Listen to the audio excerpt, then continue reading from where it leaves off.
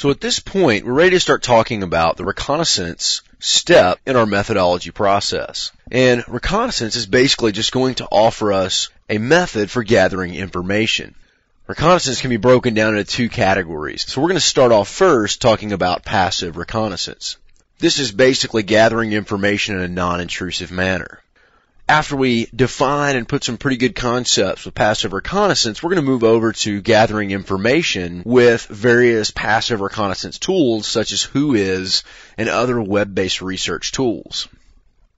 So after a quick review of some available options there, we're going to talk about active reconnaissance. Active reconnaissance is going to take passive just a step further, where we're actually touching systems and have a very limited possibility of being discovered throughout the reconnaissance and discovery process. So we're going to be a little bit more interactive here, and after we've defined some concepts, we're going to move on over into some of the tools and methods available when performing active reconnaissance. After it's all said and done, we're going to put it all together into a true reconnaissance methodology step and see how it can help us in our ultimate goal. And finally, we'll go through a quick demonstration of some things we might perform when doing reconnaissance in the wild.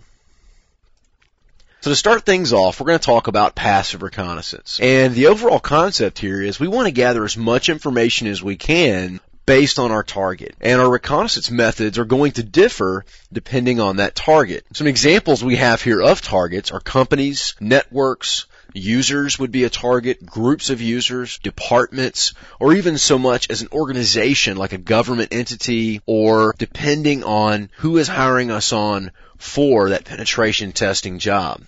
The general idea about passive reconnaissance is it's generally going to take place in a black box scenario, or maybe as part of the contract for a white box scenario just from an informational standpoint. But overall, we want to avoid being detected, and that's why we call it passive reconnaissance. As a general rule, following the guidelines of passive reconnaissance, you have a 0 chance of getting caught for the most part. As long as you don't do anything that actually moves over that line into active reconnaissance, you're not going to draw any attention to yourself.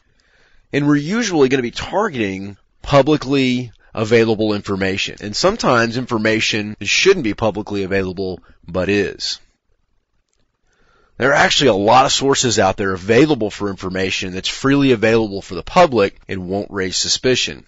Examples of these might include company websites, exchange commissions, any type of business tracking system that handles complaints and compliments, any type of published company literature. Job postings are definitely a huge one, as well as partner sites that might exist out there and contain information about various companies. So as you can see, passive reconnaissance can net us quite a bit of information with allowing us to be as low profile as possible and kind of start getting that feel and the idea of what our target is going to look like.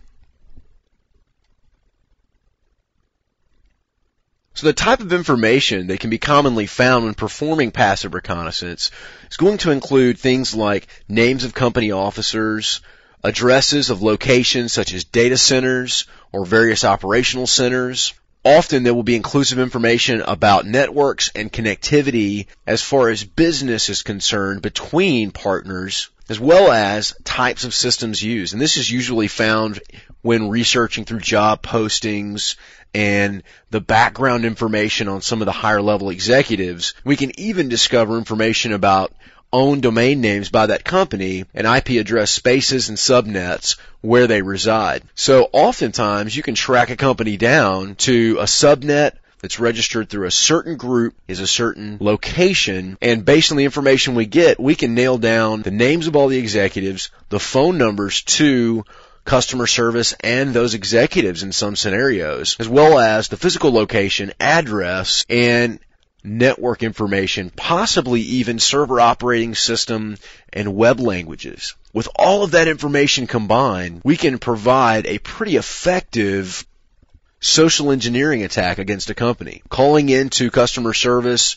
dropping a couple of high-level executive names, mentioning a few technical details, and before you know it, you're connected in to a network engineer with a direct line who may not be up to speed on security practices. So at this step alone, we're already to a point where we could attack a certain organization or group of people.